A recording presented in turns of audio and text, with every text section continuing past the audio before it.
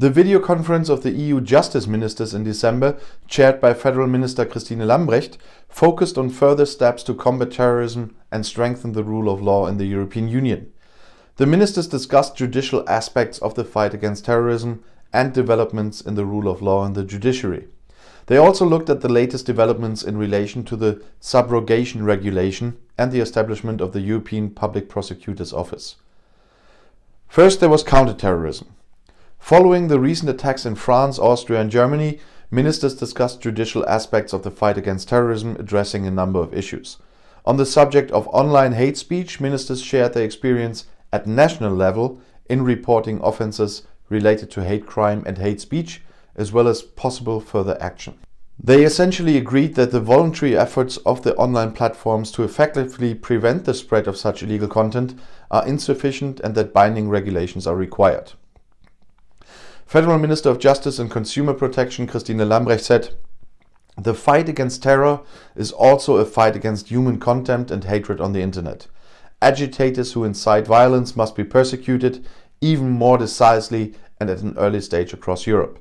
With the Digital Services Act, we need clear Europe-wide obligations for online platforms to deal with criminal agitation.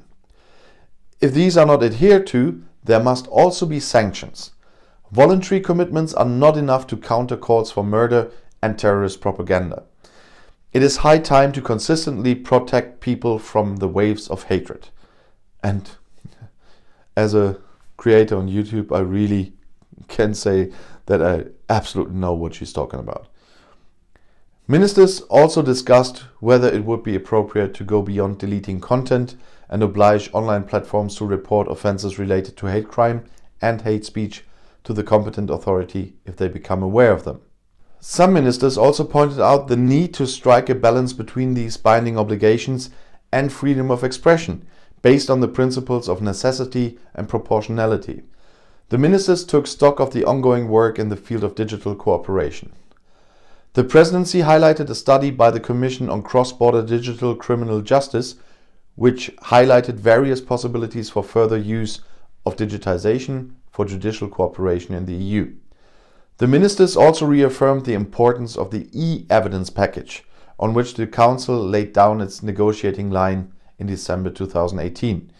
Negotiations with the European Parliament will begin as soon as it has adopted its own mandate. Several member states also expressed the need to find a way forward on data retention that takes into account recent judgments by the European Court of Justice. Supporting the victims of terrorism and strengthening their rights is a fundamental part of EU counter-terrorism policy.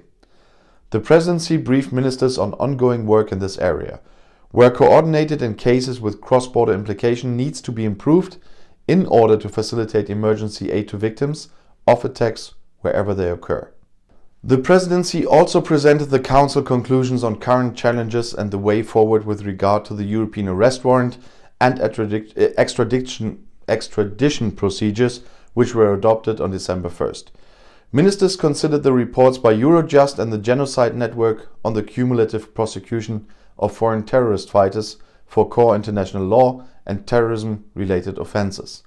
The report comes to the conclusion that the simultaneous criminal prosecution of terrorist offences and core crimes under international law leads to comprehensive criminal liability of the perpetrators, higher penalties, and more justice for the victims.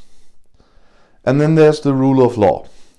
The ministers exchanged views on developments in the rule of law and the judiciary following the Commission's annual report on the rule of law 2020, of course, presented in September.